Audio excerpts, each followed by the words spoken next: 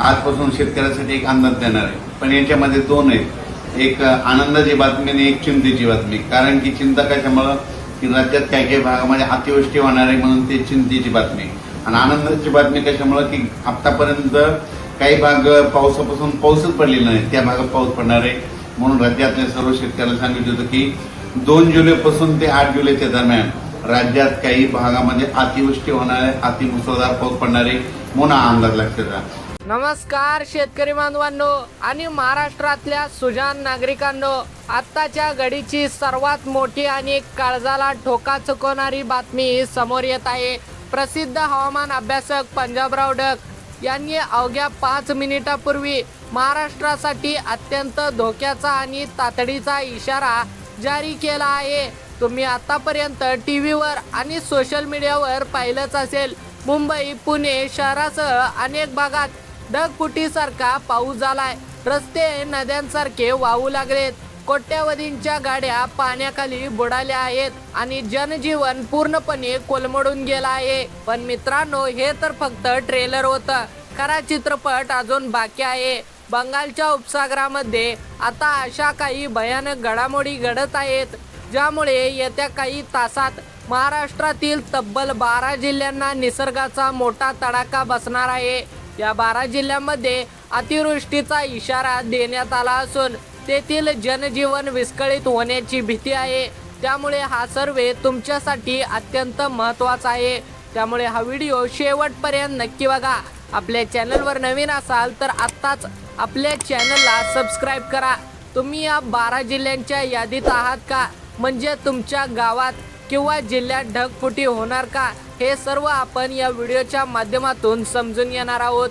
शेतकरी बांधवांनो, पंजाबराव डक यांनी स्पष्ट सांगितलं आहे की बंगालच्या उपसागरात मान्सून प्रचंड सक्रिय झाला असून तेथे कमी दाबाचे क्षेत्र तयार झाले आहे. यामुळे समुद्राकडून येणारे बाष्पयुक्त ढग थेट महाराष्ट्राच्या दिशेने वेगाने सरकत आहेत. मुंबई पुणे नंतर आता हा पावसाचा मुख्य पट्टा थेट ग्रामीण भाग आणि इतर महत्त्वाच्या जिल्ह्यांकडे वळाला आहे. 2 जुलै ते 12 जुलै दरम्यान हा पाऊस धुमाकूळ घालणार असून चला तर मग थेट जाणून घेऊया पंजाबराव डक यांनी सांगितलेले ते 12 अतिसंवेदनशील जिल्हे कोणते आहेत आणि तिथे कसा पाऊस पडणार आहे. यामध्ये पहिला जिल्हा आहे मुंबई आणि उपनगर. मुंबईत आधीच रेड अलर्ट सारखी परिस्थिती आहे. पंजाबराव डक यांच्या मते समुद्राला येणाऱ्या भरतीसोबत आणखी मुसळधार पाऊस होणार आहे, ज्यामुळे सखल भागात पाणी साचून रस्ते आणि लोकल वाहतूक पुन्हा ठप्प होऊ शकते. दुसरं म्हणजे पुणे शहर, पिंपरी चिंचवड आणि घाटमाथ्याच्या परिसरात ढगफुटीसारखा पाऊस पडणार आहे. त्यामुळे खडकवासला आणि इतर धरणांच्या पाणलोट क्षेत्रात प्रचंड पाऊस होणार असल्याने नद्यांच्या पाणी पातळीत मोठी वाढ होईल. त्याचबरोबर सोलापूर जिल्ह्यातील शेतकऱ्यांसाठी ही मोठी अपडेट आहे. बऱ्याच दिवसांच्या प्रतीक्षेनंतर सोलापूरच्या अनेक भागात विजांच्या कडकडाटासह मुसळधार पाऊस पडेल. पुढील 5 दिवस हा पाऊस धुमाकूळ घालणार आहे.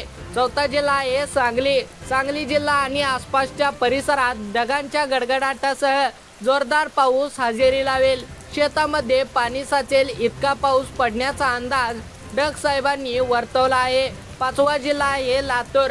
मराठवाड्यातील लातूर जिल्ह्याला या पावसाचा मोठा फायदा होणार असला तरी सुरुवातीला वादळी वाऱ्यासह येणारा पाऊस पिकांचे नुकसान करू शकतो. लातूरमध्ये 8 जुलैपर्यंत रोज पाऊस हजेरी लावेल. 6वा जिल्हा आहे धाराशिव जिल्ह्यात मुसळधार ते अतिमुसळधार पावसाची शक्यता आहे. सखल भागात राहणाऱ्या नागरिकांनी नद्या नाल्यांच्या काठावरून सुरक्षित स्थळी जावे असा इशारा देण्यात आला आहे. 7वा जिल्हा आहे परभणी.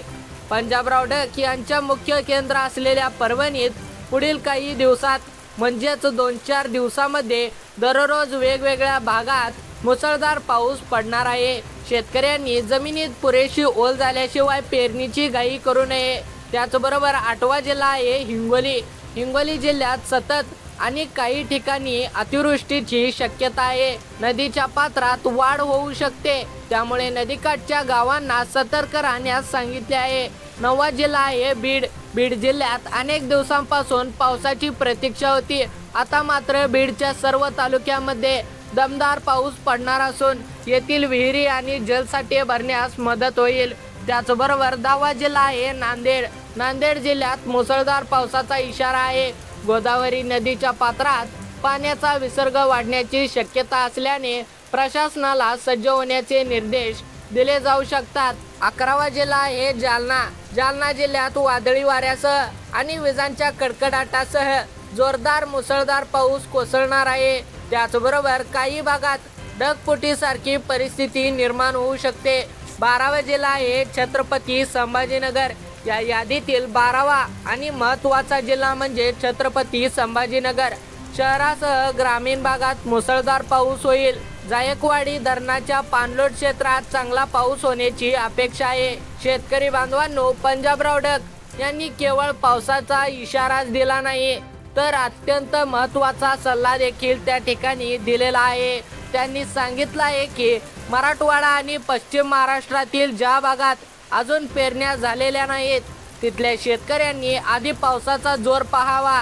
जमिनीमध्ये किमान 4 इंच ओलावा झाल्याशिवाय पेरणीची घाई करू नका, अन्यथा दुबार पेरणीचे संकट ओढावू शकते। ज्यांची पेरणी झाली आहे त्यांनी शेतातून पाण्याचा निचरा कसा होईल याकडे लक्ष द्यावे। तसेच 8 ते 12 जुलै दरम्यान विजा पडण्याचे जास्त प्रमाण आहे, त्यामुळे झाडाखाली किंवा पत्र्याच्या शेडखाली आश्रय घेणे टाळा। तर मित्रांनो, हा होता पंजाबराव डक यांचा अत्यंत महत्त्वाचा आणि फायदेशीर अंदाज। त्याचबरोबर हवामान विभाग म्हणजेच IMD कडून देखील एक महत्त्वाची आणि तातडीची सूचना आली आहे। जुलै 2026 मध्ये महाराष्ट्रात मान्सून पुन्हा एकदा जोरदार सक्रिय झाला असून पुढील 12 ते 15 दिवसांमध्ये मुसळधार ते अतिमुसळधार पावसाची शक्यता वर्तवण्यात आली आहे। विशेष करून कोकण किनारपट्टी आणि घाटमाथ्यावरील जिल्ह्यांना अतिवृष्टीचा गंभीर इशारा देण्यात आला आहे। त्याचबरोबर संपूर्ण माहिती आता पुढील प्रमाणे आपण पाहूया। हवामान विभागाने राज्यातील 6 जिल्ह्यांना रेड अलर्ट जाहीर केला आहे। त्यामध्ये रेड अलर्ट म्हणजे अत्यंत मुसळधार पाऊस आणि संभाव्य धोका आहे, त्यामुळे नागरिकांनी तातडीने खबरदारी घेणं गरजेचं आहे। पालघर जिल्ह्याला सर्वोच्च म्हणजे रेड अलर्ट देण्यात आला आहे। याशिवाय मुंबई शहर, मुंबई उपनगर, ठाणे, रायगड आणि रत्नागिरी या जिल्ह्यातही अतिमुसळधार पावसाचा इशारा कायम आहे। या भागामध्ये पुढील 5 दिवस पावसाचा जोर सर्वाधिक राहणार असल्याचं हवामान विभागाने स्पष्ट केलेलं आहे। त्याचबरोबर रेड अलर्ट व्यतिरिक्त राज्यातील इतर अनेक जिल्ह्यातही पावसाचा जोर कायम राहणार आहे। सिंधुदुर्ग जिल्ह्यात कोकण पट्ट्याला लागून मुसळधार पावसाची शक्यता आहे। पुणे जिल्ह्यात विशेष करून घाट परिसरात म्हणजेच लोणावळा आणि माळशेज परिसरातील डोंगराळ भागात अतिवृष्टीचा धोका आहे। सातारा आणि कोल्हापूर जिल्ह्यातही घाटमाथ्यावर मुसळधार पावसाचा अंदाज जाहीर केला आहे। नाशिक जिल्ह्यातही पावसाचा जोर वाढणार आहे। आता वळूया विदर्भाकडे। नागपूर जिल्ह्यातील पूर्व विदर्भ भाग तसंच भंडारा आणि गोंदिया जिल्ह्यातही विजांच्या कडकडाटासह मुसळधार पावसाची शक्यता हवामान विभागाने वर्तवली आहे। कोकण आणि घाट क्षेत्रातील नागरिकांसाठी हा इशारा विशेष महत्त्वाचा आहे। पुढील 5 दिवस या भागात मुसळधार ते अतिमुसळधार पाऊस कोसळण्याची शक्यता आहे। काही ठिकाणी अत्यंत मुसळधार म्हणजेच एक्स्ट्रीमली हेवी रेनफॉल चा देखील इशारा देण्यात आला आहे। अशा परिस्थितीत नदी नाल्यांना पूर येण्याची तर सखल भागात पाणी साचण्याची आणि घाट रस्त्यावर दरडी कोसळण्याची शक्यता नाकारता येत नाही। विदर्भातील काही भागात विजांच्या कडकडाटासह मुसळधार पावसाची शक्यता आहे। शेतकरी बांधवांनी शेतात काम करताना विशेष काळजी घ्यावी, कारण वीज पडण्याचा धोका या काळात जास्त असतो। मोकळ्या मैदानात किंवा झाडाखाली थांबणं टाळावं असं पंजाबराव डक यांनी देखील सांगितलं आहे। हवामान विभागाने प्रशासनाने नागरिकांना काही महत्त्वाच्या सूचना दिल्या आहेत। नदी नाल्यांच्या काठी राहणाऱ्या नागरिकांनी सतर्क राहावं आणि गरज पडल्यास सुरक्षित स्थळी स्थलांतर करावं। दरडी कोसळण्याची शक्यता असलेल्या डोंगराळ आणि घाट भागात जाणं टाळावं। अत्यावश्यक काम नसेल तर नागरिकांनी घराबाहेर पडू नये। पर्यटकांनी सध्या घाटमाथ्यावरील आणि धबधब्याच्या ठिकाणी जाणं टाळावं, कारण पाण्याचा प्रवाह अचानक वाढू शकतो. मच्छीमार बांधवांनी समुद्रात मासेमारीसाठी जाऊ नये असा इशाराही किनारपट्टी भागासाठी देण्यात आला आहे. वाहन चालकांनी सखल भागातून प्रवास करताना विशेष काळजी घ्यावी.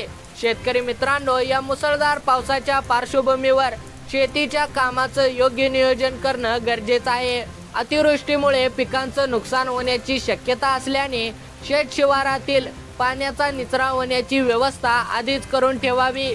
जनावरांना सुरक्षित ठिकाणी हलवावं आणि हवामान खात्याच्या पुढील सूचनांकडे लक्ष ठेवावं. तर मित्रांनो, ही होती जुलै 2026 मधील महाराष्ट्रातील मान्सून संदर्भातील ताजे आणि महत्त्वाची बातमी. कोकण आणि घाटमाथ्यावरील जिल्ह्यांना विशेष सतर्कतेचा इशारा देण्यात आला असून प्रशासनाने दिलेल्या सूचनांचं पालन करणं ही प्रत्येकाची जबाबदारी आहे. सुरक्षित राहा, सतर्क राहा आणि अशाच प्रकारच्या अचूक आणि वेळेवर हवामान अंदाज जाणून घेण्यासाठी आपल्या लावा ताकद मराठी या न्यूज चॅनलला आता सबस्क्राईब करा, जेणेकरून अशाच प्रकारचे हवामान अंदाज, ताजे अपडेट्स तुम्हाला लवकरात लवकर जाणून घेता येईल. धन्यवाद शेतकरी मित्रांनो. भेटूया पुन्हा एकदा अशाच महत्त्वाच्या व्हिडिओमध्ये. तोपर्यंत जय हिंद, जय महाराष्ट्र.